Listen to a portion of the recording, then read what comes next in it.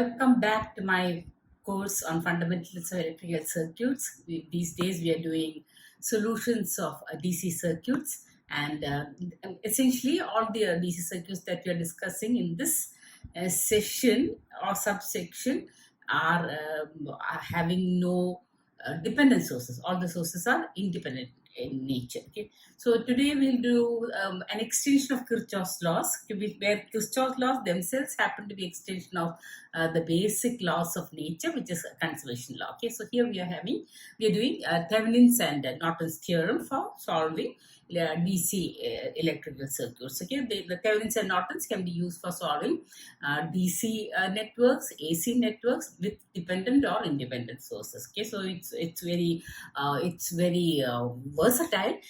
Plus, the fact is that it is essentially to do with what are called as steady state conditions. Okay, so as to how to find out the Thevenin's equivalent, both for the voltage as also for the Norton's current and the Thevenin's impedance, etc. As and when we go through the sessions, I hope it will be clear. Okay, so moving on to the first problem. Here we are having, as usual, let's look at the circuit first.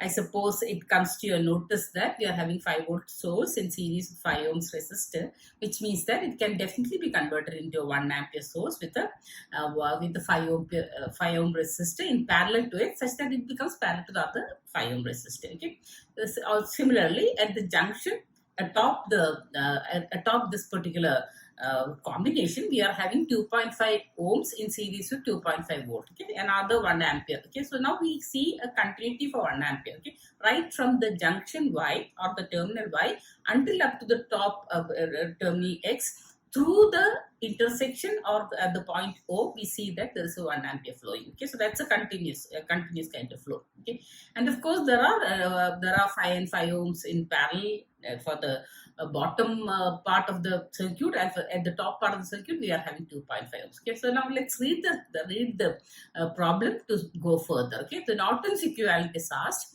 The Norton equivalent source alone is asked in amperes as seen into the terminals X and Y. This is always the case. The terminals are very important. So it's the terminals, with respect to the terminals, that things are cited. Okay, so we are having the XY terminals, and it has been shorted to show that the Norton's the current is computed accordingly. Okay, so through the short, it's very clear that the 1 ampere that has emerged from Y terminal goes all the way through O until up to X, and then it runs as a short circuit. So obviously IN is equal to 1 ampere. Okay, so it's a very simple matter. And if you want to find out the Thevenin's equivalent, then it's a 3-step procedure wherein you kill the sources. Like for instance, the voltage sources are shorted. In this case, it's only voltage sources. Current sources are opened out, and then you pick up resistances or impedances as you go from one terminal to another. Okay, so from X to Y. So in this case, it will be 2.5 and 5 and 5 parallel, now 2.5 ohms, though it's not asked. Okay, so moving on to problem number 2. Here we are having a different situation wherein a 2-port network is shown. Okay, there's an input port A with 2 terminals, and an output port with B with 2 terminals. Okay, and what is asked is with 10-volt DC connected port A. So 10-volt DC is supplied at port A in the linear non-reciprocal. Linearity is important for, and non-reciprocality is also important for making some assumptions with respect to the computation. Okay, so these two matters are given for a 2-port network shown below. The following observed. Okay, so there are 2 observations. When a 1 ohm resistor is connected at B, it draws a current of 3 amps. Okay. On the other hand, if 2.5 ohms is connected, then it draws a current of 2 amps. Obviously, the whole circuit, okay, from the port A until up to B, there's a Thevenin's equivalent. Okay? That's the advantage of Thevenin's equivalent. Okay? So there's a VTH in series with RTH or ZTH. Okay? So in this case, how to compute it is very simple, because VTH divided by RTH plus 1 ohm in the first case gives you 3 amps. Okay? The second case, it is going to be the same old VTH divided by two series reactors or resistors. One is of course RTH, and other is of course 2.5 ohms. Okay, so you have two equations and two unknowns. VTH divided by RTH plus 1 is equal to 3. VTH divided by RTH plus 2.5 is equal to 2. So simply solve them out, and you see that VTH is equal to 9 and RTH is equal to 2. Very simple problem. Okay. There's a B part to it. Let's go through that as well. With 10 volt DC connector. So we are connecting the same on 10 volt DC. So VTH remains the same, RTH remains the same. The current drawn by 7 ohms connected at port. The only thing that has changed is another resistor has been connected, which is 7. Okay. So now we are having 10 divided by RTH, which is 2, VTH, which is 9, 9 divided by 2 plus the RTH 2 plus 7, so 9. So the answer is obviously 1 ampere. Okay, so very simple problem. Okay, it also gives you concept of what is what with respect to Thevenin's and Norton's theorem. Okay, so moving on to next problem, which is where we are having. Yeah, again, we see two sources, a voltage source at one end, a current source there, and VTH is marked against the exit terminal. So definitely we are supposed to find out the Thevenin's voltage, and for Thevenin's voltage, unlike in the Norton's case, you open circuit it. Okay, so once you open circuit it, nothing flows, no currents can flow through 3 ohms. So whatever voltage is created on the other side, or to the left of the 3 ohms resistor. Okay, so let's see. And so we see that there's a 4 volt source. There's a 3 ohm irrelevant kind of 3 ohm resistor connected parallel to it, because this 3 ohms will always have 4 volt across it. There's also a 2 ohm, and then there is a 5 amp. Okay, so now this 5 amps that we see, the current source, now it is obliged to flow leftward through the 2 ohms resistor, okay, and create a voltage as equal to 10 volts. Okay, so this is the situation. Now let's read. The Thevenin's equivalent voltage VTH in V rounded up to 2 decimal places of the network shown below. Okay, so obviously when we are seeing that 5 amps flows through the 2 ohms, it creates a 10 volt with a direction as shown, and then there is also a 4 volt. Both these voltages are in the same direction. So and there is no drop in 3 ohms because currents can't flow. So obviously 10 plus 4, 14 volts is going to be the Thevenin's voltage. Okay, just by looking at the problem, you can do it. Okay, moving on to problem 4. Here we are having a 10 volt source with a 10 ohm resistor in series. Immediately what should come to your mind should be 1 ampere in parallel with a 10 ohm resistor. Okay, so then 10 and 40 can be in parallel.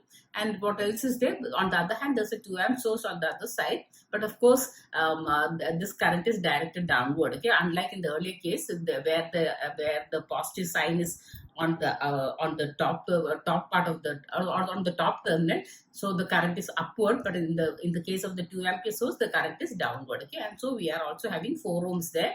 It looks like it is going to be irrelevant. Okay, so let's read in the figure the value of Thevenin's voltage in volts and RTH in ohms with respect to terminals A, B. Okay, normally it's best to calculate the RTH, because then you can from amongst the choices given, whatever is not applicable can be removed. Okay, so it's easy to calculate Thevenin's resistance because you go from A to B while you short circuit the voltage sources and open circuit the current sources and pick up resistance. Like we start from, we have shorted 10 volt and we have opened out 2 amps. So as you go from A, you pick up first 4 ohms, and then when you come to junction C, you see that 10 and 40 are in parallel. So 4 times 10, that is 10 into 4 by 5. So that is going to be 10 into 4 by 5 is going to be 8 ohms. Okay, 8 ohms, and then of course immediately you reach terminal B. Okay, so it's going to be 12 ohms. So there are only 2 answers with 12 ohms, so you can obviously select between C and D. Okay, so now let's go for the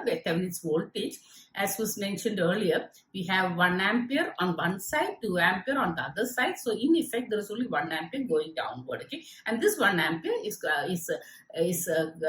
constrained to flow through the 10 parallel 40, which is equal to 8 ohms. Okay, so it creates what is called as a 1 ampere into 8 ohms, 8 volts. And of course, since the current is going downward, it has to flow upward through the 8 ohm resistor, the voltage direction is different. When you are talking about Thevenin's voltage, the upper terminal is normally considered to be positive, so we are having minus 8 volt. Okay, so answer D is correct. Okay, moving on to problem 5.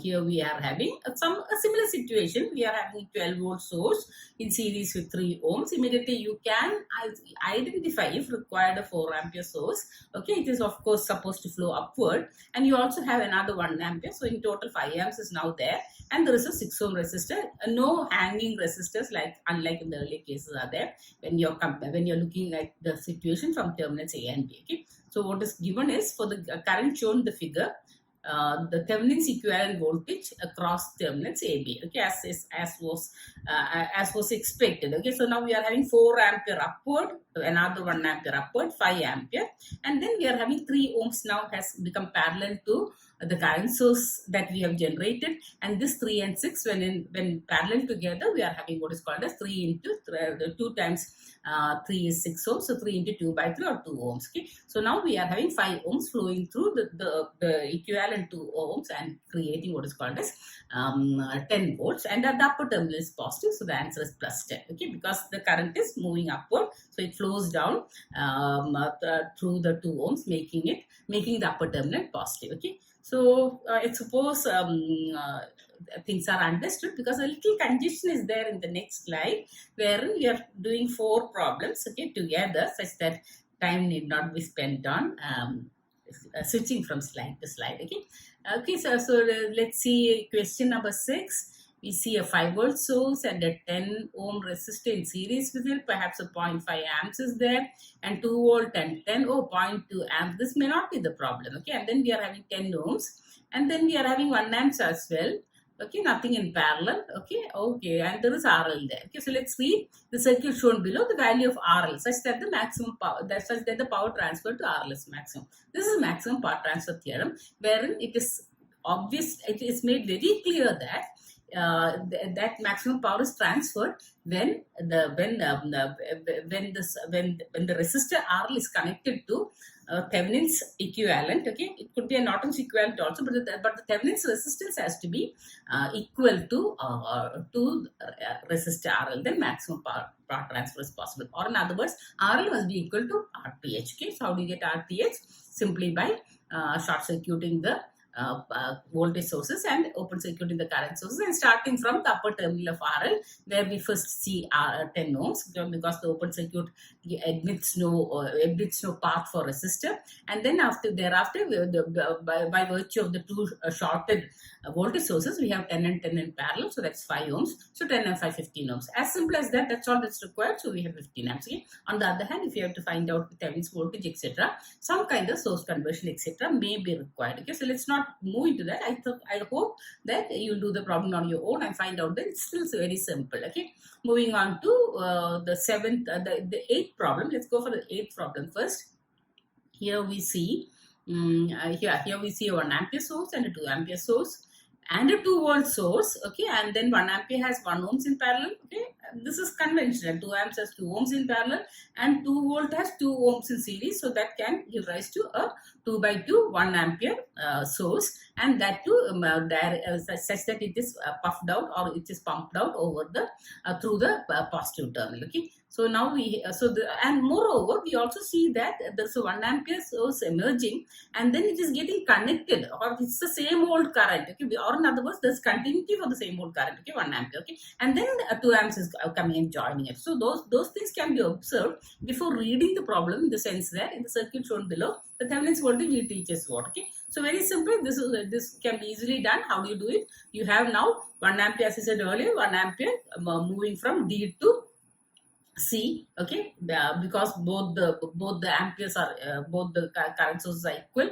which means that there is only a single current source. Okay, it goes all the way from D to C, and there are of course the resistors 1 and 2 coming in series, because it has obtained a single current source in parallel with it. Okay, so there is a 3 ohm resistor now and a 1 ampere. Okay, and there is also a 2 ampere moving upward. So in total, there is a total current of 3 amps. Okay, and then this current now flows through 2 resistors. One is 2 ohms, the other is 2 and 1 3 ohms. Okay, so this the current division can be utilized, or you can. Okay, that's the best way to do it. So we have now 3 multiplied by the other resistor, which is 3, divided by 3 plus 2, 5, and then multiplied by 2. You can see very easily see that the total Thevenin's voltage is equal to the voltage created across 2 ohms as a result of division of current of 3 amps between the two resistors. On one side we are having 2 and 1 in series, on the other side we are having 2 ohms alone, so it is 3.6 volts. Okay, very simple. Okay, moving on to the 7th problem. Here we are having again 3 sources, 5 volt, 6 volt, the irrelevant or the resistor we need not consider, which is equal to 3 ohms there. And then we are having an unknown resistor R, a 2 amp source where the source is where the current is pumped downwards with the 5 ohm resistor in parallel to it, and also we are having another 5 ohms in series with the 5 volts. Okay, perhaps we can go for current source conversion, etc. But then what is required? Let's see. In the circuit below, the maximum power transfer to the resistor R. Okay, so it's from the point of view of R. So in that sense, it's better. We had better not do any kind of source conversion for the 5 volt source. On the other hand, the 2 ampere source is good because now we are going to have a voltage source, several voltage sources connected together. We have 5 volt and 6 volt in the same direction, as also 2 ampere in parallel with 5 ohms, giving rise to another 10 volt. Okay, all of them are in the same direction, giving rise to 5 plus 6 plus 5, 10, 21 volts. Okay, and the resistors that come in the path is the first 5 ohm resistor. R is open circuit, okay, because we are finding out the Thevenin's resistance, Thevenin's equivalent, and thereafter finding the maximum power transfer. Okay, so we are having so there is 5 ohms here, and the 5 ohms that we already had, we had in parallel to 2 ampere source now comes in series. 3 ohms is discarded; it has absolutely no role. Okay, so now we are having 21 volt and 10 ohms. Okay, there is 21 volts is opposed by 10 ohms, so we have 2.1 ampere flowing, and that creates a voltage drop across 5 ohms on the left side, and that's equal to so that 2.1 into 5 is 10.5 volts, and these two voltages are opposing each other. So the Thevenin's voltage, which R sees, that resistor R sees on the left side. Okay, so an equivalent voltage may be on the right side also. Only one side needs to be taken into consideration because potentials are equal from any direction. Okay, so on the left side we are having 5 minus 10.5 or 5.5 volts. Okay, so 5.5. So now simply applying the maximum power transfer theorem will do, which tells us the maximum power will be given by V square by 4R. Now we need to find out R. Okay, so what is R? Okay, R is the R Thevenin, and for that again we look at the circuit on either directions from the point of view of R. So on one side, after short circuiting 5 volt source, we have 5 ohms. On the other side, in parallel to it, 6 volt is shorted, or in other words, the 3 ohms that we already discarded does not exist at all. It is shorted, and the 2 ampere source is open. So we are having another 5 ohms on the other side. So in 5 on one side, 5 on the other side, they are parallel together.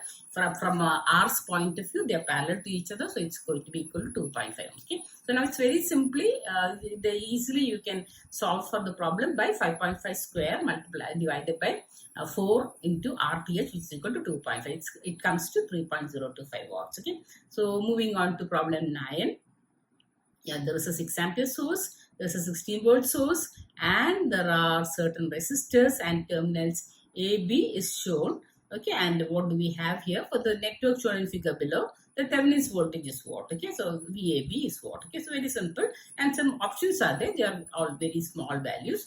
Okay, so now it's 16 volt, and okay, there are other methods, but I'm trying to suggest again a source transformation where we are having 16 volt in series with the 10 ohms, giving rise to 1.6 ampere current source directed upward with the 10 ohm and the other 10 ohm coming in parallel with respect to each other. Okay, this is with respect to right side. On the left side, we are having 6 ampere. Okay, and then it is in parallel with 5 ohms, so that is 30 volt. Okay, and so the 5 ohms goes and it becomes in series with 10 ohms, so that becomes 15 ohms. So now we are having 30 volts divided by 15 ohms, giving you another 2 amps. Okay, of course it's also directed downward, and then there's a 15 ohms coming in parallel to it. So now the entire circuit has been converted into 2 current sources. On the right side we have 1.6 amps in parallel to 10 and 10, 5 ohms.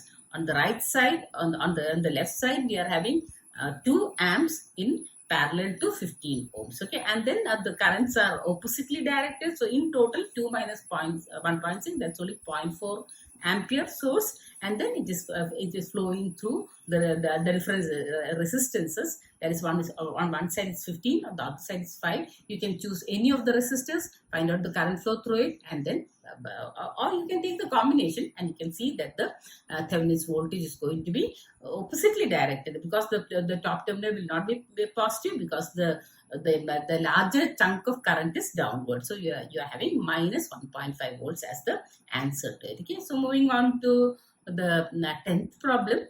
Okay, here again, this concept is repeated in JTAM exams, in the sense that when you are having two current sources in series of the same magnitude, you can't have of different magnitudes. Okay, so you can have current sources of the same magnitude in series, in which case it boils down to a single current source. Okay, of the same magnitude. Okay, so here we are having 6 volt and 3 ohms, that is 2 amps, and another 2 amps. So 2 amps and 2 amps are now going to be in series, or in other words, there is a single 2 amps and there is a 3 ohms, which now the 6 volt, the 3 ohms in series so comes in parallel to the other 3 ohms, that becomes 1.5 ohms. Okay, because they are in parallel. Okay, and then you also have a 3 ohms. Okay, let's see what the problem is. For the circuit shown in figure, the Norton's equivalent current source is what? Okay, of course, when you are shorting AB, you see that this 2 amps that has started off from B terminal, okay, and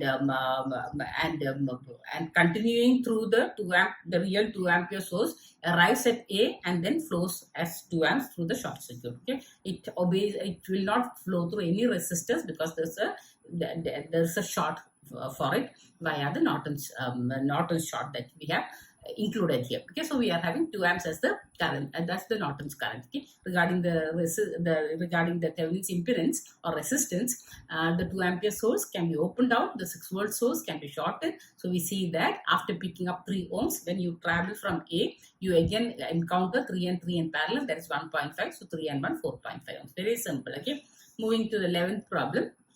This is a problem that you've done earlier, but just to show you that Thevenin's is easy, or Norton's can also be employed. Okay, let's look at the problem. There's a 10 volt source, okay, and there's a 2 ampere source as well. And then around the 10 volt source, we are having 2 and 8 ohms and 4 and 6 ohms. Okay, and there's a terminal PQ, and what is required out of this is to find out the potential difference between P and Q. Okay, so I've just opened out the terminals P and Q, and you can see the cross marks there. And then what we have done is we are trying to find out the Thevenin's voltage. Okay, so obviously the 10 volt divides between, as a potential divider, between 2 and 8, as also between 4 and 6 in the same in this ratio of the impedances. So we are having 2 volt and 4 volt, and they are in opposite directions. Okay, because the central terminal will have to be positive. Okay, so we see that there's a total voltage difference of 4 minus 2 volts. Okay, as the voltage across as the Thevenin's voltage, and since P is supposed is positive, and we have seen that the current 2 amps is directed towards Q, the voltage is taken as equal to minus 2 volts. That's all. It's 2 volts, but then the terminal Q is put at the top, so minus 2 volts is considered. Okay, that's all. The P is positive, no doubt about it. Okay, and then regarding the Thevenin's impedance, you start off from the 2 terminals across the current source, which we are adding to the circuit later on. So you see that if you go from Q, you see that 4 and 6 are in parallel, because the voltage source is short circuited. So 6 for the 24 by 10, 2.4, and then it's the combination is in series with 8 and 2 in parallel, that is 8 to the 16 by 10, that is 1.6. So 2.4 plus 1.6, that's 4 ohms, and then you have already reached terminal Q. Okay, so this is how Thevenin's impedance is always calculated. Go from one terminal, go to the other. Here we have started with Q, that's all. Okay, so we have Q just because the current is directed towards Q. Nothing, no. Okay, of course you can do it the other way also. Okay, so now we are having 4 ohms, which has no direction, and we are also having 2 amps there. Okay, so and what is asked is P and Q. So what's the voltage across P and Q? So just allow the 2 amps to flow through the 4 ohms. That of course it's connected, so it flows, and that creates 8 volts, and 8 minus 2, 6 volts. Since P is supposed to be positive, here we see that the sign has to reverse, and so it's equal to minus 6 volts. Moving on to the 12th problem. Okay, so what is asked of us is a combination of with A and B, and then in one parallel arm we are having 10 volt and 6 ohms. In the other parallel arm we are having 4 ohms and 5 volt. Okay, the directions etc. are shown. Let's see viewed from the terminals A and B. Of course, it is Thevenin's kind of problem. The following circuit shown in figure can be reduced to an equivalent circuit of a single voltage source, Thevenin's source, in series with a single resistor, Thevenin's resistance, with the following parameters. And some options are given. So we can easily see that since A and B are open circuited, there is a circulating current flowing inside the loop, and that is equal to the 10 volt and 5 volt sources.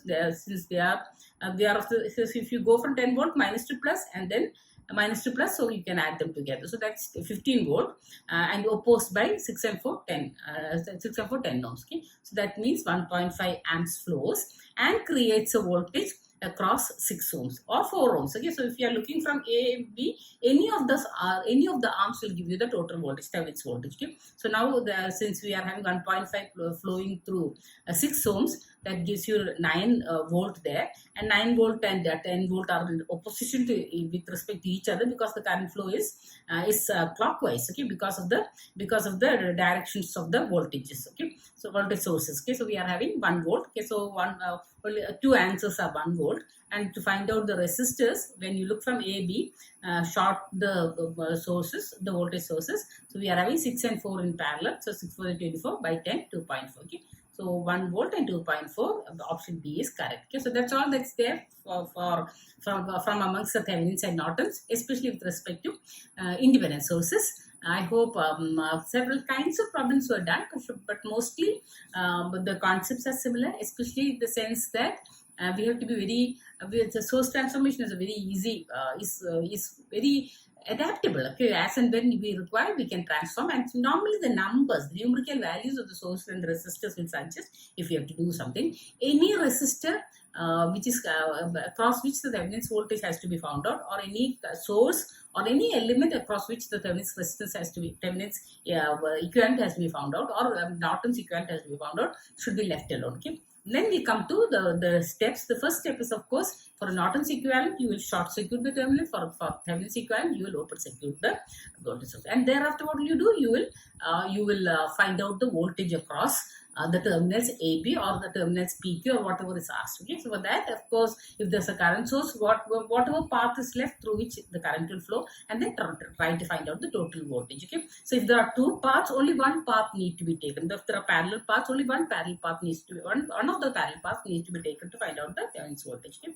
the rest can also the rest can be left as it is. Okay, and then for Norton's equivalent, of course, you will short the two terminals. Okay, and find the current. Okay, so any current that starts off will try to flow through the will of course go back. Okay, any current source, if it is there, it will try to go back, and it will avoid all resistors if possible. Okay, so that's the reason why when we are having the same current source in series, it means that it's the same current source. Okay, or in others there's only a single current source. Okay, and that will of course come to a particular terminal. In one case, as we saw, another current source is also merging there, and thereafter it will flow through the short circuit that created for Norton's equivalent. Okay.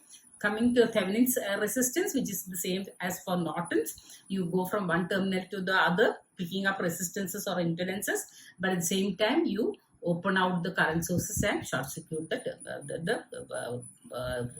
the voltage source. Okay, so when you short circuit, perhaps certain elements will come in parallel. When you open circuit, certain elements will be avoided. Okay, so actually Thevenin's and Norton's happen to be one of the easiest ways of solving DC circuits. It's only for dependent sources we have to be very careful, which we'll see in the subsequent sessions. Okay, thank you.